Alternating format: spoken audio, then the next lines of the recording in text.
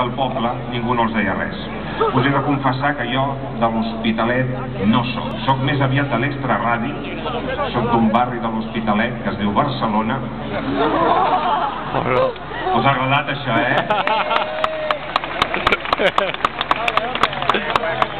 Doncs el barri marítim, no? Si voleu anar a fer la paella, aneu al barri de la platja, molt bé. Però tot i que soc de Barcelona, jo visc a Tàrrega, i ara aquí penso no he fet el pregó ni de Barcelona ni de Tàrrega. En casa de la cuchara, lo que sea. Però vaja, que si us fa il·lusió, a mi no em costa res dir que tinc DNI de l'Hospitalet i ADN hospitalenquenc. Com es diu? Hospitalenquenc, sou raros, Molt bé. I la veritat, què us puc dir de l'Hospitalet? Doncs mira, us diré tres coses. Primera, que he aconseguit arribar tot i els esforços que feu per passar desapercebuts. Que no hi ha manera de trobar l'Hospitalet al GPS si no poses l'L apostrofada. T'ho juro que és veritat. Segona, que ja sé per què sou la ciutat més habitada de Catalunya.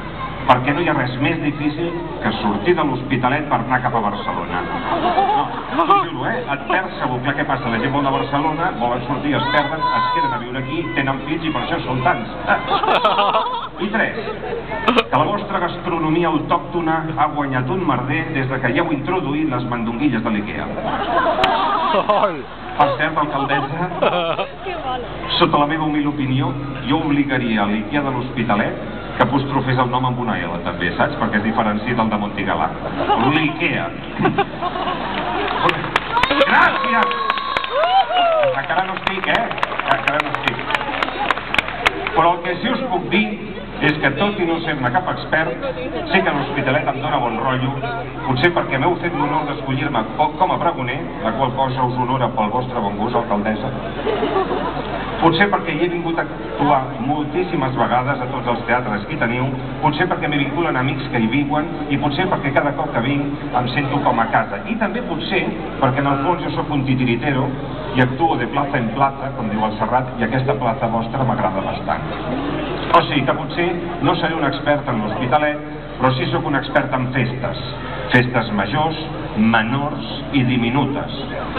Perquè quan s'arriba a ser tan important com jo, vol dir que abans de pregons a l'Hospitalet t'has menjat molta merda.